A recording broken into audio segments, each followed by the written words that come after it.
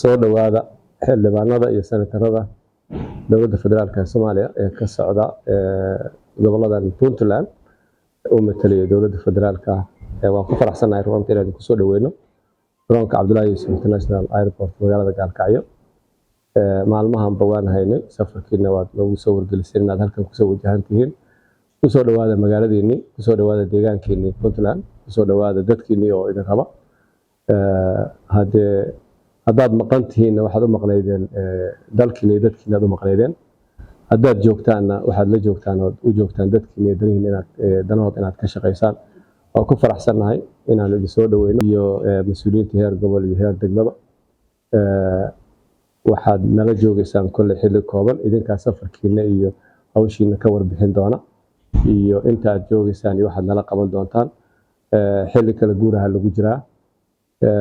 waa xilliyada aad loo kala shakiyo markii kala guurkii magaciisa ay jirto laakiin kuwii laga shakin lahaa ma ahaydin dana iyo siyaasado iyo hawlo aan kala leenahayna u malaynaya inay jirto isku mid baynu nahay waxaan rabnaa inaan deegaankiina dadkiina idinku soo dhaweyno waxaan rabnaa inaad intaad joogtaanna wixii shaqo ah oo aanu idinka baahanno inaad nala qabataan maya sidaad u fakaraysaan malaha qaarkiin laakiin waxaan rabaa inaad sidaan anagu u baahannahay aad nooga shaqaysaan insha Allah waxaan rabaa inaan iraahdo waan hubaa inaad u fakaraysaan si positive dadkiina aad u timaadeen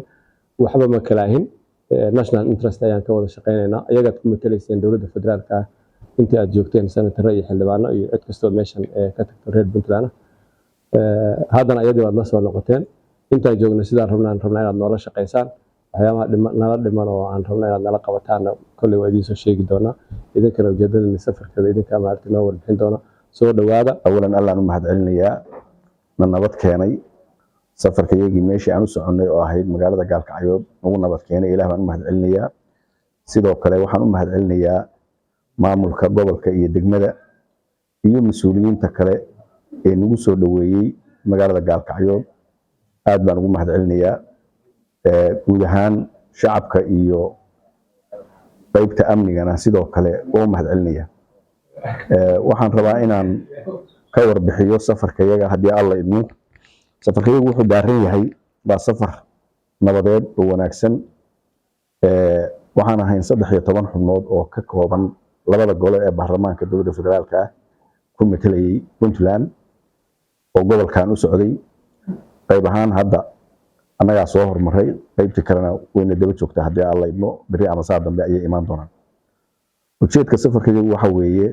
ka shaqaynta amniga gobolka kala shaqaynta maamulka iyo dowladda Puntland gobolka nabadgelyadiisa iyo amniga oo ayaamahan dambe xoogaa aan ka dareemeynay wax gudaha ka jira inay jiraan sida maayirku u sheegayna sida aad rabtaan ayaan idin la shaqaynaynaa haddii alla idmo wax gaaro anagu aan wadano aan ka ahayn waxa aad ka shaqaynaysaan ma jiraan waxa nala kaga tuhmi karo ama nala kaga shaqeey karana ma wadno kaliya waxaan wadnaa nabadda aad ka shaqaynaysaan iyo horumarka aad wadaan inaan idinku garabsiino haddii alla idmo arintaas safarkayagu yahay haddii alla idmo iyadana rabnaa inaan kala shaqeyno horumarka Puntland waa horumarka dowladda federaalka haddaan Puntland horumarin ama nabad helin dowladda federaalka nabad helin mayso horumarna helin mayso way isku wada xiran yihiin hal xubina weeye sidaa daraadeed inaan tan ka wada shaqeynaa waajib bay nagu tahay iyo meelaha kale oo ina khuseeyo kulligeed guud ahaan Soomaaliya wixii gaar ah oo aan isu oranayno gaar baan isu oranaynaa laakiin safarka iyaga ujeedkiisu ka shaqaynta nabadgelyada gobolka iyo dhulka ku xeeran guud ahaan Puntland gaar ahaan gobolkan weeye intaa way safarka intaas badaadan yahay waxaan rabnaa